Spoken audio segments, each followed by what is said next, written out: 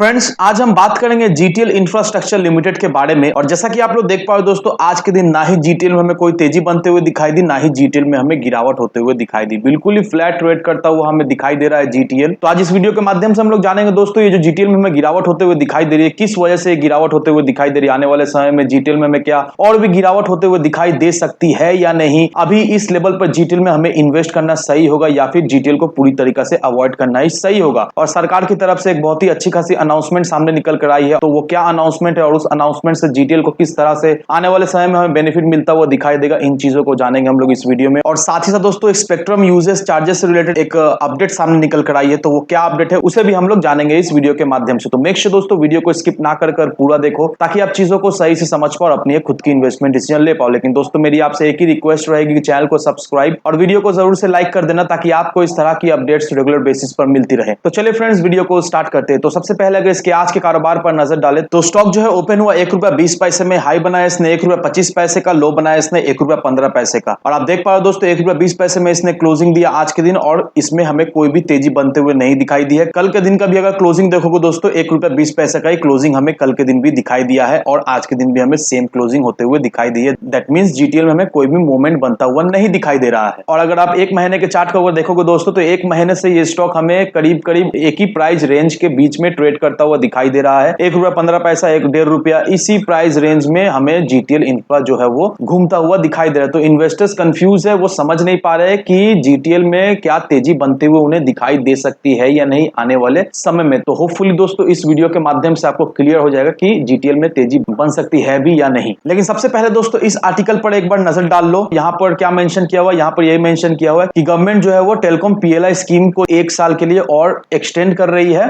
और जो इंसेंटिव जो टेलीकॉम कंपनीज को मिलेगी इस पीएलआई स्कीम के तहत, वो है 4000 करोड़ रुपीस का। अब ये 4000 करोड़ रुपीस का जो पीएलआई स्कीम टेलीकॉम कंपनीज के लिए जो लाया गया है, वो मेनली स्ट्रॉन्ग 5G इकोसिस्टम को बनाने के लिए ये पीएलआई स्कीम जो है वो टेलीकॉम कंपनीज के लिए लाया गया है, और 1 साल के लिए एक्सटेंड भी किया गया है। अब दोस्तों, हम लोग सभी अच्छी तरह जानते हैं दोस्तों कि पीएलआई स्कीम से किस तरह से टेलीकॉम कंपनीज को जो है वो हमें बेनिफिट मिलता हुआ दिखाई देगा, क्योंकि गवर्नमेंट 5G को पूरी तरीके से प्रमोट कर रही है। गवर्नमेंट अपना तरफ से पूरा कोशिश कर रही है ताकि टेलीकॉम कंपनीज जो है वो जल्द से जल्द 5G के नेटवर्क में काम करे, जल्द से जल्द 5G को रोल आउट कर दे। अब दोस्तों, इस आर्टिकल को देखो, यहाँ पर एयरटेल, जियो और वोडाफोन बहुत ही खुश है डॉट के एसयूसी ऑर्डर के वजह से। अब ये एसयूसी ऑर्डर क्या है, किस वजह से ये सारे टेलीकॉम कंपनी जो है वो खुश है, और आने वाले समय में इससे उनको क्या बेनिफिट मिल सकता है, ये यहाँ पर मेंशन किया हुआ है। यहाँ पर देखो दोस्तों, एयरटेल, रिलायंस, जियो, वोडाफोन बहुत ही खुश है जैसे ही डॉट ने एसयूसी का ऑर्डर जो है वो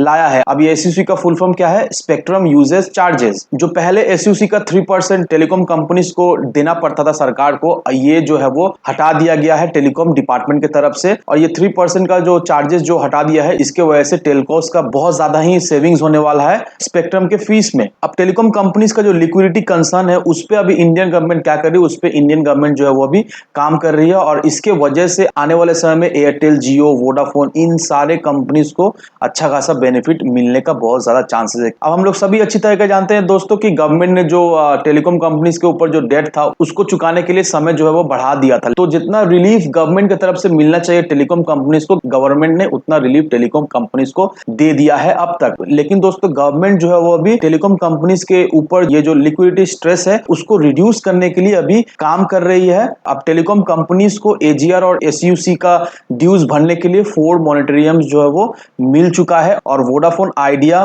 वो लोग गवर्नमेंट को स्टेक देने के लिए अग्री कर चुके हैं ऑलरेडी, ताकि उनका जो इंटरेस्ट ड्यू है उसमें उनको रिडक्शन मिले। अब इससे टेलीकॉम सेक्टर को लॉन्ग रन में काफी ज्यादा बेनिफिट, काफी ज्यादा बूस्ट मिलने वाली है। अब lieutenant general doctor SP Kochhar, उन्होंने government and ministry of communication को थैंक यू कहा है, क्योंकि उनके इस डिसीजन से, दैट मींस 3% का जो एसयू चार्जेस उसमें जो गवर्नमेंट ने जो लीवे दिया है, उसके वजह से आने वाले समय में टेलीकॉम कंपनीज को काफी ज्यादा बेनिफिट मिलता हुआ हमें दिखाई देगा। इस वजह से उन्होंने government and ministry of communication को थैंक यू कहा है। अब दोस्तों, ये आर्टिकल देखकर आपको क्या समझ में आ रहा है दोस्तों? ये आर्टिकल देखकर हम लोगों को ये समझ में आ रहा है कि गवर्नमेंट ने जो 3% का एसयू चार्जेस जो टेलीकॉम कंपनीज को पहले देना पड़ता था, वो अब नहीं देना पड़ेगा, और इस वजह से टेलीकॉम कंपनीज के ऊपर जो बर्डन है दोस्तों, वो बर्डन हमें कम होता हुआ दिखाई देगा। और अगर बर्डन कम होता है तो टेलीकॉम ऑपरेटर्स जो है वो अच्छी तरीके से हमें काम करता हुआ दिखाई देगा, क्योंकि हम लोग सभी अच्छी तरीके जानते हैं दोस्तों कि टेलीकॉम कंपनीज के ऊपर काफी ज्यादा बर्डन है, एजीआर का भी काफी ज्यादा बर्डन है, तो काफी ज्यादा पैसा जो है वो उनको सरकार को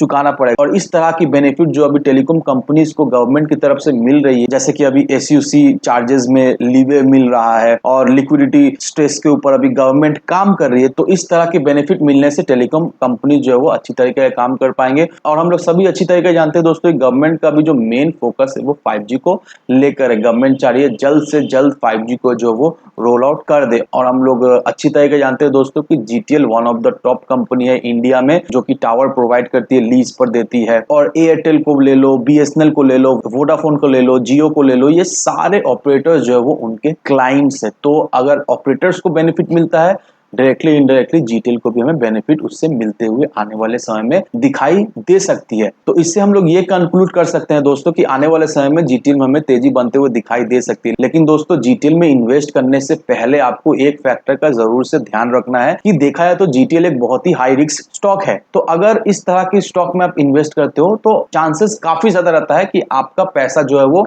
डूब जाए। तो उतना ही क्वांटिटी, उतना ही अमाउंट इस तरह के स्टॉक में आप इन्वेस्ट करें कि अगर इन फ्यूचर आपका पैसा डूब जाए तो आपको कोई उससे पछतावा ना हो। तो उतना ही लिमिटेड क्वांटिटी, लिमिटेड अमाउंट में जीटीएल में आप इन्वेस्ट करें। पूरा अपना पैसा जीटीएल में बिल्कुल ही गलती से भी इन्वेस्ट ना करें। बहुत सारे स्टॉक है दोस्तों स्टॉक मार्केट में इन्वेस्ट करने के लिए, एक जीटीएल ही नहीं है जो कम रेट में आपको मिल रहा है। नहीं, कम रेट में बहुत सारा स्ट्रॉन्ग स्टॉक है जिसमें आप इन्वेस्ट करते हो तो आपको अच्छा खासा रिटर्न भी मिल जाएगा और आपका रिस्क इज टू रिवॉर्ड भी सही रहेगा। तो कहने का मतलब यही है दोस्तों, जीटीएल में आप लॉन्ग टर्म के नजरिए से इन्वेस्ट करें। शॉर्ट टर्म में आपको कोई भी गेन जीटीएल से मिलता हुआ नहीं दिखाई देगा, मुझे ऐसा लगता है। लॉन्ग टर्म के नजरिए से आपको गेन मिल सकता है, लेकिन दोस्तों लिमिटेड अमाउंट, लिमिटेड क्वांटिटी में इन्वेस्ट करें। तो इन सारे फैक्टर को कंसिडर करो, उसके बाद ही अपना एक इन्वेस्टमेंट डिसीजन लो। लेकिन दोस्तों, मेरी आपसे एक ही विनती है कि विदाउट एनी डिटेल रिसर्च के बिना कहीं पर भी इन्वेस्टमेंट ना करें। वीडियो अगर आपको पसंद आए तो लाइक, शेयर, सब्सक्राइब जरूर करें। तो चलिए फ्रेंड्स, मिलते हैं हम अगले वीडियो में।